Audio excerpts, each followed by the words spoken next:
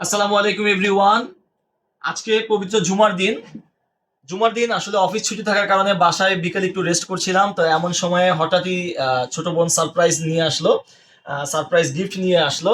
এখানে সাম্মির জন্য একটি মেসেজ টাইপ করা আছে, যেটা আমার জন্য মালিক ছাড়া খুলতে মানা, এই টাইপের আর কি। তো দেখি আমরা ছোট বোন আমাদের জন্য কি কি নিয়ে আসলো।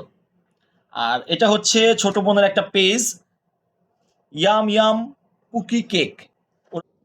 আচ্ছা, এখানে যেই কেকটা আছে আমরা এখন এই কেকটা দেখবো। কেক আমার খুবই পছন্দ, আর যেহেতু ও নিজের হাতের বানানো কেক, তো আশা করি কেকটা আমার খুবই টেস্টি লাগবে।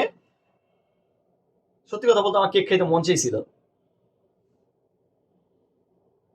কেকটা খুবই ভালো হবে, এবং কেকের সাথে ও আরেকটা জিনিস নিয়ে এসেছে, যেটা আমার সবচেয়ে পছন্দের খাবার। তা হচ্ছে ও নিজে রান্না করে নিয়ে এসেছে।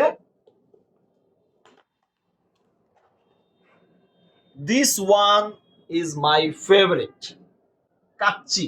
আমাকে 12 মাস দিলে 12 মাস খেতে পারবো আমি কাচ্চি। কাচ্চি ছাড়া কোনো কথা হবে না। One and only kacchi is the best. তো থ্যাংক ইউ জান্নাতুল, তুমি আমাদের জন্য খুব সুন্দর রান্না করে নিয়ে এসেছো খাবার, এবং কেকটাও আমার খুব পছন্দের।